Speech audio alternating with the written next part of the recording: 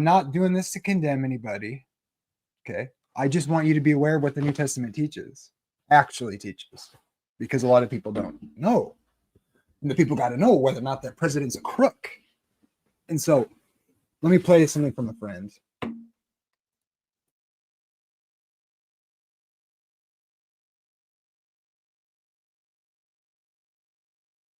I do not go to the Acts passage where Peter is having a vision, because that vision has nothing to do with food. When God tells him, do not call what I have called clean unclean, that has nothing to do with food. It has to do with the nations. It has to do with quote unquote pagans and Gentiles. The issue there is people, not food. The food is the example of God now accepting all the nations. Okay, so a lot of Christians will quote that passage and it's out of context and hermeneutically incorrect. I do.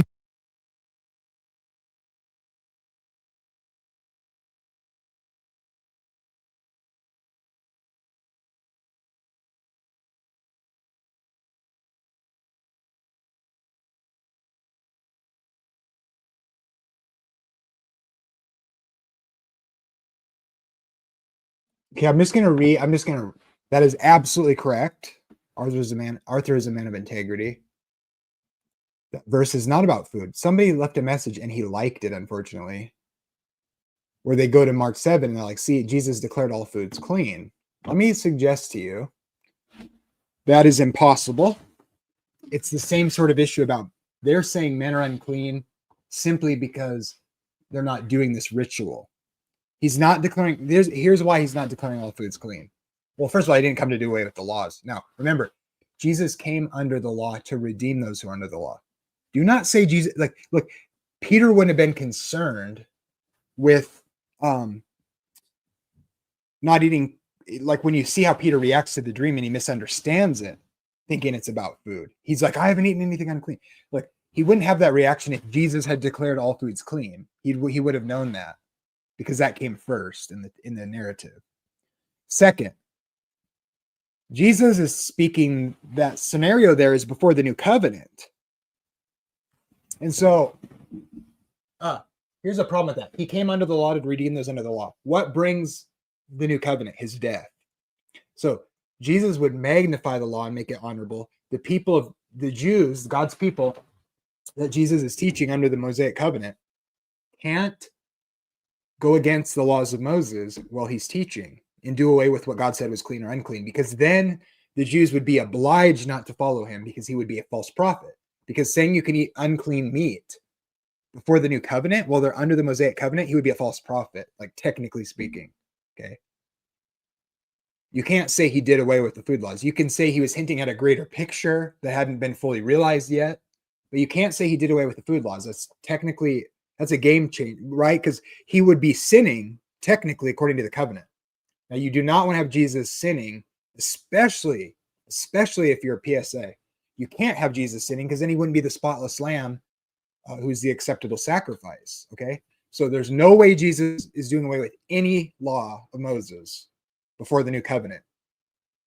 So he's not speaking to, well, you can eat. He's not telling them, oh, all foods are clean before the new covenant. That is impossible, because that would be sinning. He'd be a false prophet. He can magnify the law, make it honorable. He can interpret the law, but he can't say, hey, the thing that God said was unclean is now clean, because he hasn't died yet. And so now, and then you have to ask the question, why was Peter so, if that's what he had said, why would Peter be so concerned about it? Two, you got to ask the question, why would God give food laws and then say, oh, actually, it doesn't actually matter? Well, like, there's weightier measures of the law. But look, I hate to break it to you, and also, eat whatever you want because it's sanctified by the word of God. That doesn't mean you can chop up the Bible into little pieces and sprinkle it on there and it makes it clean. Okay. It's saying what the word of God says is clean, makes it clean, because God declares what is and isn't clean. That's what that means. It doesn't mean you can pray over a pile of poop and eat it because it's sanctified by the word of God. That's not what that means. It's a mistake. I'm just saying. And look, if you eat pork, Jesus still loves you. You're still savable. But according to the Bible, properly read, it really actually is still unclean. He didn't say unclean things are clean. That's just not what the text says. Let's be faithful to the a consistent reading of the text and what makes sense theologically, Jesus didn't do it at the food laws. They put them under food laws immediately in Acts 15. Don't eat things strangled or drink blood. That's still prohibited according to the New Testament in the New Covenant. If all food is clean, if Colossians 2 is saying, "Oh, don't let anybody judge you about eating poop and drinking urine," it's fine now. That's absurd and stupid. Oh, you're being silly, Jamie. No, I'm being. It's called a reductio ad absurdum. It's called no. It just doesn't make sense, and I'm taking it to its logical extreme. Look, the New Testament does not declare things that God said were unclean to be clean. Now, you can like it or you can lump it, but that's just the fact of the matter. Let's be faithful to the text.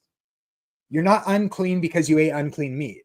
That's clear in the text. Okay, God has salvation for all people. There's going to be people who ate pigs in heaven. But God did not say it was clean now, according to the text. Maybe to your tradition, he said that, but I'm a Bible guy, so. Jesus is Lord of the Sabbath. Remember that.